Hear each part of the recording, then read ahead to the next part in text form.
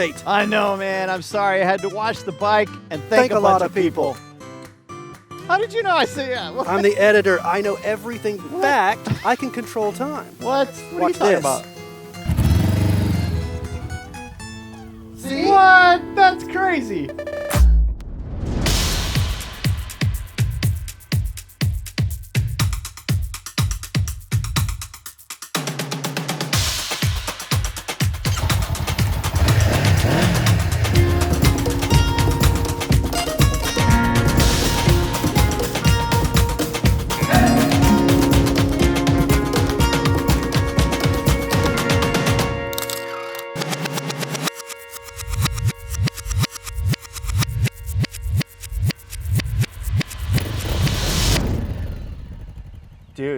Dude, is this the last video? It's the wrap up. Oh my gosh. It didn't occur to me until just now it hit me. I'm like, once we're done with this, there's no more Moto Photo Mexico. No more Moto Photo Mexico, but definitely Moto Photo something or other. True. So we got to figure out what that is, but that comes later. Maybe Moto Photo Newfoundland. Maybe we got to get through the Corona first. This is because we did have Moto Photo Virginia already planned, and that got canceled. we do not have that anymore. Oh, it sucks. Yes. So you did your Mexico trip right before all of the Corona stuff happened. I did. Yeah. And now, as you got back, we're right at the beginning of it, and we are out in the middle of everywhere, and there is nobody. I mean, I was riding It's like a 526 and ghost 26. I've had one person pass me today. Wow. Yeah, it's crazy. It's crazy. So we're right in Except the you and middle. I are definitely closer than 6 feet. Yes, but we washed our hands, and I promise I won't touch your face. Okay. We're air fiving. Yeah. Don't leave me hanging. All right, so I suppose the reason that we actually are here is to discuss the wrap-up scenario, what we learned, what we did, what we would do differently, things we would take, things we wouldn't take. Mm-hmm. So overall, what's the first thing that comes to mind when I say what would you do differently? I would find faster internet. Okay, so that's one for both of us, I think. Yeah, that was, I think, technically speaking, from a technical standpoint of moto vlogging and YouTubing this whole trip, that was our biggest bottleneck, was getting the video footage to you. You know, I had so many amazing people giving me free places to stay, and of course I was on a budget, so I wasn't staying at 5-star hotels. So I was kind of at the whim of what the internet access was wherever I was. And so I couldn't pick and choose hotels that, you know, had fast internet and stuff like that. Plus, during the day, I mean, I was riding, and I was riding through back roads, so it's not like I was on a main highway where I could pull into a, you know, really big hotel, I mean, a big restaurant and access some fast Wi-Fi at a restaurant for an hour. So that was a problem too. You know, I was thinking that I could upload a few videos while I was eating each day at lunch, but 90% of the time I was at these little mom and pop places. So that was the hardest part, was getting video footage to you. Yeah, that was a large goal that we had at the very beginning. I said, you're going to send it to me that night. I'm going to edit it the next day. We're going to put it out almost real time. No. Ambitious. It was ambitious. I think that's the exact word I used. It was ambitious. I don't think we anticipated the lack of Wi-Fi. Yeah. So in that particular case, you know, there was not a whole lot we could do about that. So we couldn't change that necessarily. So what's number two? The thing that you would change or do differently on a 2-week motorcycle trip to Mexico. I would say the next thing I would definitely change is I would have planned for shorter days. Okay. I bit off a ton of riding. As you maybe recall, I forget what episode it was, maybe 12 or 13 or 15. Somewhere in there, I ended up having to chop off the final leg distance-wise from the trip to see the monarch butterflies, because I had just been riding for so long each day, and I'd forgotten that when you're taking back roads and you're winding through mountain passages, that it just takes longer to get from A to B.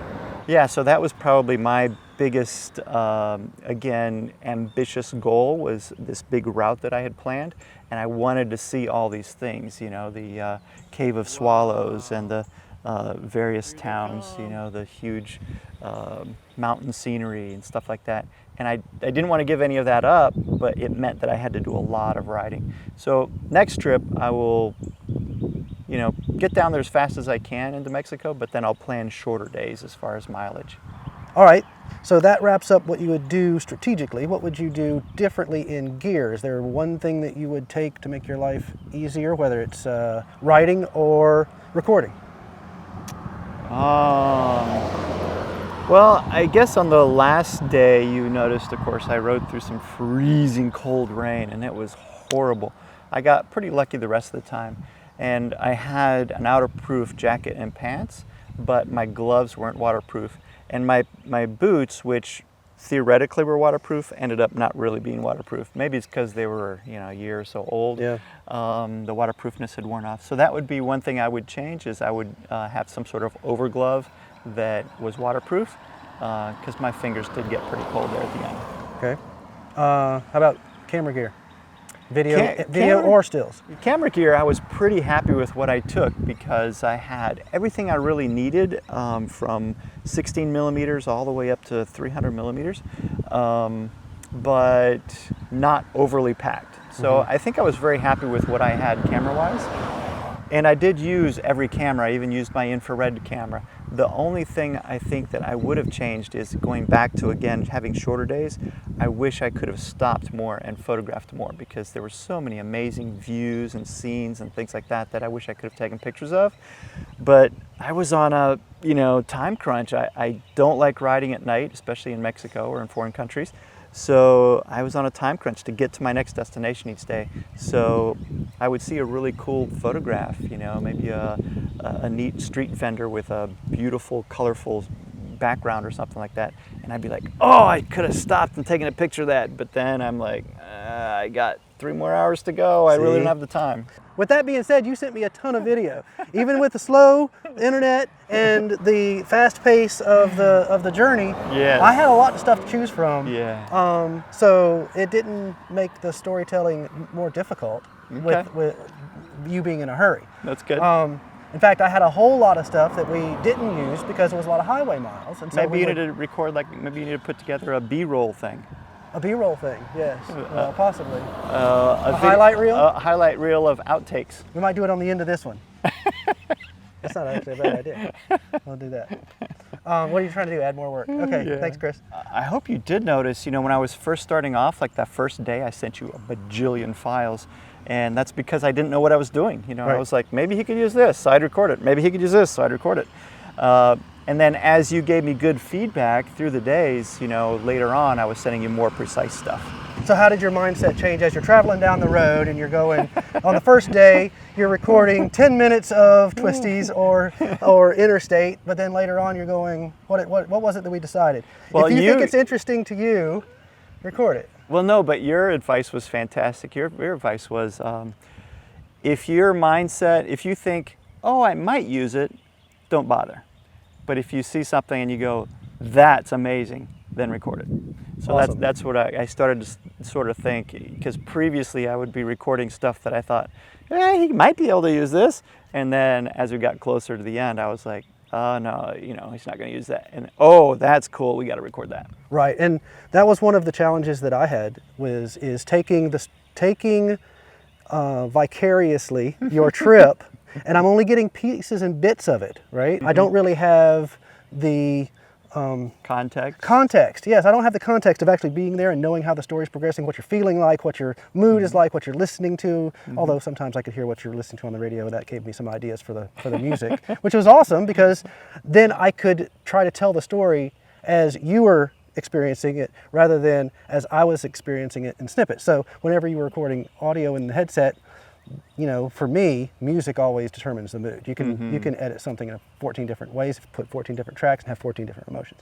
So I had to try to make sure that I was telling people the story that you were experiencing rather than the story that I was experiencing, which was interesting. I would have to say, especially from all the feedback, great comments to everybody. Thank you so much for those comments on YouTube. But I would say you did an amazing job. Well, I mean, the editing, to me, I would just send you this stuff, and then you'd come back with this amazing video that was told a great story. I'm like, wow, that was perfect. Awesome. Well, I was hoping that was the case. But I mean, this was very therapeutic in some ways for me. It was also, because a lot of my work I do is editing at home. I do a lot of shooting and stuff too, but I edit at home, which means I'm in the dungeon, dark. I get to create the story that I want to. Now, did you have any issues as far as telling the story, and did you go through any periods where you were kind of in a funk, like, oh, what do I do now? Yes. Well, you got to remember, counting this one's number 25 of the episodes, counting the introduction, and the wrap-up, it'll be 25, I think.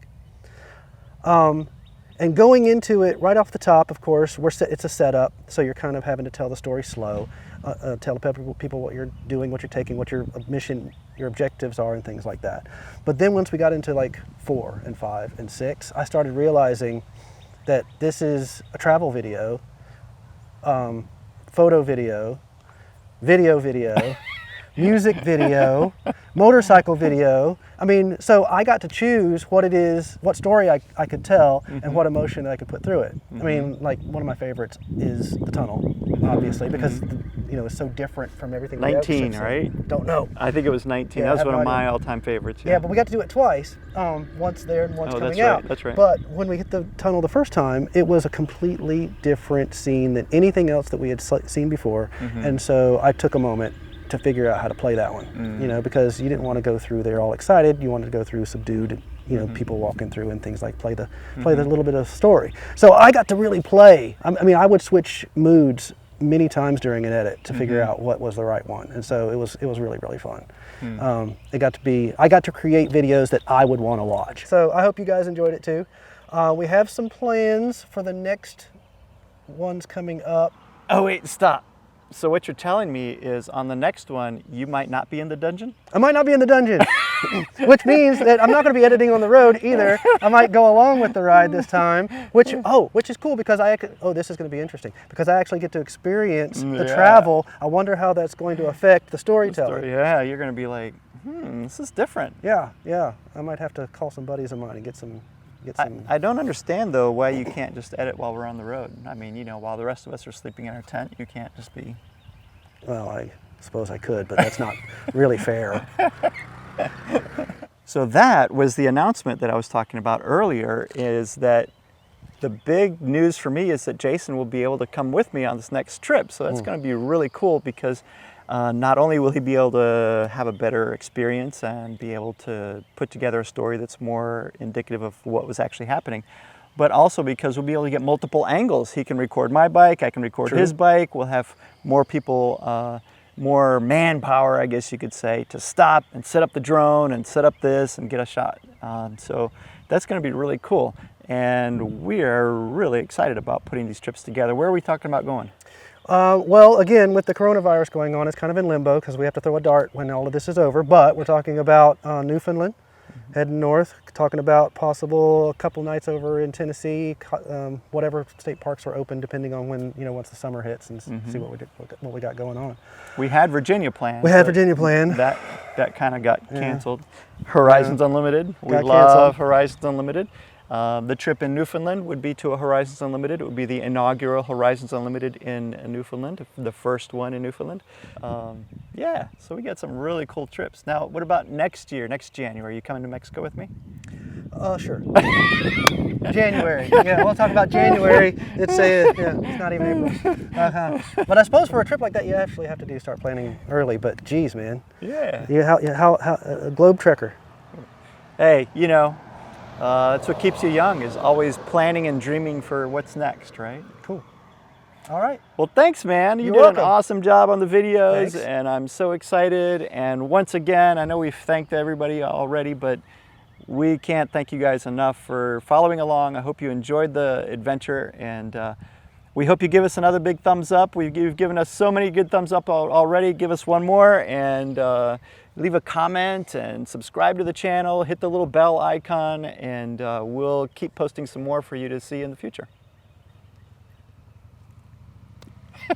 Nice. Air high five. Air high five.